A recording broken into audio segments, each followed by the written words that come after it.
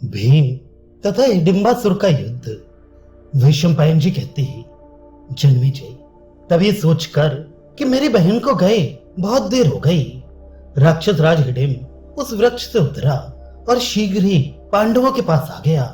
उसकी आंखें क्रोध से लाल हो रही थीं, भुजाएं बड़ी बड़ी थीं, केश ऊपर को उठे हुए थे और विशाल मुख था। उसके शरीर का रंग ऐसा काला था मानो मेघों की काली घटा छा रही हो। तीखे दांतों वाला वह राक्षस बड़ा भयंकर जान पड़ता था। देखने में विकराल उस राक्षस हिडिंब को आते देखकर ही हिडिंबा भय से थर्रा उठी और भीमसेन से इस प्रकार बोली, देखिए, ये दुष्टात्मा नरभक्षी राक्षस क्रोध में भरा हुआ इधर ही आ रहा है। अतः मैं भाइयों सहित आपसे जो कहती हूँ वैसा कीजिए। वीर, मैं इच्छानुसार चल सकती हूँ, मुझ में राक्षसों का संपूर्ण बल है। आप मेरे इस कटी प्रदेश या पीठ पर बैठ जाइए, मैं आपको आकाश मार्ग से ले चलूंगी। आप इन सोए हुए भाइयों और माता जी को भी जगा दीजिए, मैं आप सब लोगों को लेकर आकाश मार्ग से उड़ चलूंगी। भीमसेन बोले, सुंदरी, तुम डरो मत, मेरे सामने ये राक्षस कुछ भी नहीं है। सुमध्य में मैं तुम्हारे देखते देखते इसे मार डालूंगा। भीर, ये नीच राक्षस युद्ध में मेरे आक्रमण का वेग सह सके ऐसा बलवान नहीं है। ये अथवा संपूर्ण राक्षस भी मेरा सामना नहीं कर सकते। हाथी की सूंड जैसी मोटी और सुंदर गोलाकार मेरी इन दोनों भुजाओं की ओर देखो, मेरी ये जांघें परिक के समान हैं और मेरा विशाल वक्षस्थल भी सुदृढ़ एवं सुगठित है। शोभनी, मेरा पराक्रम भी इंद्र के समान है, जिसे तुम अभी देखोगी।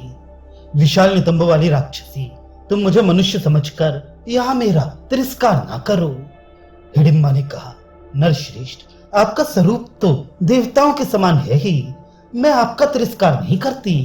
मैं तो इसलिए कहती थी कि मनुष्यों पर ही इस राक्षस का प्रभाव मैं कई बार देख चुकी हूँ। वैशंपायन जी कहते हैं, जन्मेजय, उस नरभक्षी राक्षस को हिडिंब ने क्रोध में भरकर भीमसेन की कही हुई उपयुक्त बातें सुनी। तत्पश्चात उसने अपनी बहन के मनुष्योचित रूप की ओर दृष्टिपात किया। उसने अपनी चोटी में फूलों के गजरे लगा रखे थे। उसका मुख पूर्ण चंद्रमा के समान मनोहर जान पड़ता था। उसकी भौहें, नासिका, नेत्र और केशांत भाग सभी सुंदर थे। नखर त्वचा बहुत ही सुकुमार थी। उसने अपने अंगों को समस्त आभूषणों से विभूषित कर रखा था तथा शरीर पर अत्यंत सुंदर महीन साड़ी शोभा पा रही थी।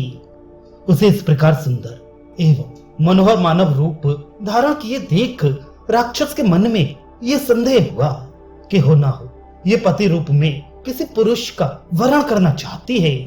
ये विचार मन में आते ही वह कुपित हो उठा। कुरुश्रेष्ठ, अपनी बहन पर उस राक्षस का क्रोध बहुत बढ़ गया था। फिर तो उसने बड़ी बड़ी आंखें फाड़ फाड़ कर उसकी ओर देखते हुए कहा, हिडिंबे, मैं भूखा हूँ और भोजन चाहता हूँ। कौन दुर्बुद्धि मानव मेरे इस अभीष्ट की सिद्धि में विघ्न डाल रहा है? तू अत्यंत मोह के वशीभूत होकर क्या मेरे क्रोध से नहीं डरती है? मनुष्य को पति बनाने की इच्छा रखकर मेरा अप्रिय करने वाली दुराचारणी तुझे धिक्कार है।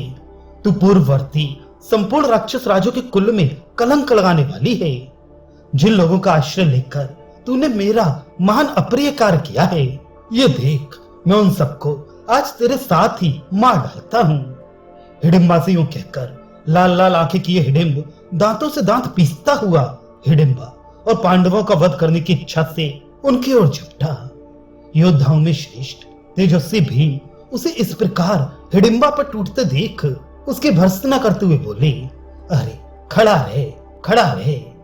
वैशंपायन जी कहते हैं, जन्मेजय, अपनी बहन पर अत्यंत क्रुद्ध हुए उस राक्षस की ओर देखकर भीमसेन हंसते हुए से इस प्रकार बोले, हिडिंब, सुखपूर्वक सोए हुए मेरे इन भाइयों को जगाने से तेरा क्या प्रयोजन सिद्ध होगा? खोटी बुद्धि वाले नरभक्षी राक्षस, तू पूरे वेग से आकर मुझसे भिड़ आ, मुझ पर ही प्रहार कर। हिडिंबा स्त्री है, इसे मारना उचित नहीं है, विशेषतः इस दशा में जबकि इसने कोई अपराध नहीं किया है। तेरा अपराध तो दूसरे के द्वारा हुआ है। ये भोली वाली स्त्री अपने वश में नहीं है। शरीर के भीतर विचरने वाले कामदेव से प्रेरित होकर आज ये मुझे अपना पति बनाना चाहती है। राक्षसों की कीर्ति को नष्ट करने वाले दुराचारी हिडिंब, तेरी ये बहन तेरी आज्ञा से ही यहाँ आई है, परंतु मेरा रूप देखकर ये बेचारी अब मुझे चाहने लगी है, अतः तेरा कोई अपराध नहीं कर रही है। कामदेव के द्वारा किए हुए अपराध के कारण तुझे इसकी निंदा नहीं करनी चाहिए। दुष्टात्मन, तू मेरे रहते इस स्त्री को नहीं मार सकता। नरभक्षी राक्षस, तू मुझ अकेले के साथ अकेला ही भिड़ जा। आज मैं अकेला ही तुझे यमलोक भेज दूंगा। निशाचर, जैसे अत्यंत बलवान हाथी के पैर से दबकर किसी का भी मस्तक पिस जाता है, उसी प्रकार मेरे बलपूर्वक आघात से कुचला चाहकर तेरा सिर फट जाएगा। आज मेरे द्वारा युद्ध में तेरा वध हो जाने पर हर्ष में भरे हुए गीध, बाज और गीदड़ धरती पर पड़े हुए तेरे अंगों को इधर उधर घसीटेंगे। आज से पहले सदा मनुष्यों को खा खाकर तूने जिसे अपवित्र कर दिया है, उसी वन को आज मैं क्षण भर में राक्षसों से सूना कर दूंगा। राक्षस, जैसे सिंह पर्वताकार महान गजराज को घसीट के ले जाता है, उसी प्रकार आज मेरे द्वारा बार बार घसीटे जाने वाले तुझको तेरी बहन अपनी आंखों देखेगी। राक्षस कुलंगार, मेरे द्वारा तेरे माने जाने पर वनवासी मनुष्य बिना किसी विघ्न बाधा के इस वन में विचरण करेंगे।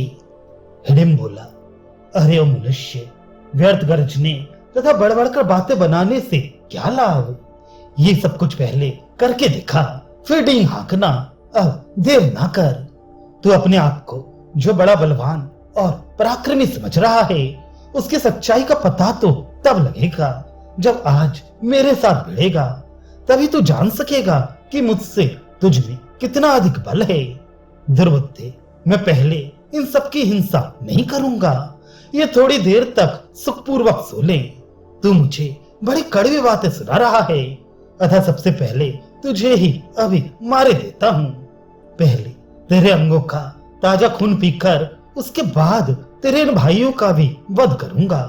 तदनंतर अपना अप्रिय करने वाली इस हिडिंबा को भी मार डालूंगा। वैशंपायन जी कहते हैं, राजन, यूं कहकर क्रोध में भरा हुआ वह नरभक्षी राक्षस अपनी एक बाह ऊपर उठाए शत्रु दमन भीमसेन पर टूट पड़ा। झपटते ही बड़े वेग से उसने भीमसेन पर हाथ चलाया। तब तो भयंकर पराक्रमी भीमसेन ने तुरंत ही उसके हाथ को हंसते हुए से पकड़ लिया। वह राक्षस उनके हाथ से छूटने के लिए छटपटाने और उछल कूद मचाने लगा, परंतु भीमसेन उसे पकड़े हुए ही बलपूर्वक उस स्थान से 8 धनुष अर्थात 32 हाथ दूर घसीट ले गए। उसी प्रकार जैसे सिंह किसी छोटे मिरग को घसीट कर ले जाए। पांडु नंदन भीम के द्वारा बलपूर्वक पीड़ित होने पर वह राक्षस क्रोध में भर गया और भीमसेन को भुजाओं से कसकर भयंकर गर्जना करने लगा। तब महाबली भीमसेन ये सोचकर पुनः उसे बलपूर्वक कुछ दूर खींच ले गए कि सुखपूर्वक सोए हुए भाइयों के कानों में शब्द ना पहुंचे। फिर तो दोनों एक दूसरे से गुद गए और बलपूर्वक अपनी अपनी ओर खींचने लगे। हिडिंब और भीमसेन दोनों ने बड़ा भारी पराक्रम प्रकट किया। जैसे 60 वर्ष की अवस्था वाले 2 मतवाले गजराज कुपित हो परस्पर युद्ध करते हों, उसी प्रकार वे दोनों एक दूसरे से भिड़कर वृक्षों को तोड़ने और लताओं को खींच खींच कर उजाड़ने लगे। वे दोनों वृक्ष उठाए बड़े वेग से एक दूसरे की ओर दौड़ते थे। अपने जांघों की टक्कर से चारों ओर की लताओं को छिन्न भिन्न किए देते थे तथा गर्जन तर्जन के द्वारा सब ओर पशु पक्षियों को आतंकित कर देते थे। बल से उन्मत्त हुए वे दोनों महाबली योद्धा एक दूसरे को मार डालना चाहते थे। उस समय भीमसेन और हिडिंबासुर में बड़ा भयंकर युद्ध चल रहा था। वे दोनों एक दूसरे के भुजाओं को मरोड़ते और जांघों को घुटनों से दबाते हुए दोनों एक दूसरे को अपनी ओर खींचते थे। तदनंतर वे बड़े जोर से गरजते हुए परस्पर इस प्रकार प्रहार करने लगे मानो तो चट्टानें आपस में टकरा रही हों। तत्पश्चात वे एक दूसरे से गुद गए और दोनों दोनों की भुजाओं में कसकर इधर उधर खींच ले जाने की चेष्टा करने लगे। उन दोनों की भारी गर्जना से वे नरशेष पांडव माता सहित जाग उठे और उन्होंने अपने सामने खड़ी हुई हिडिंबा को देखा।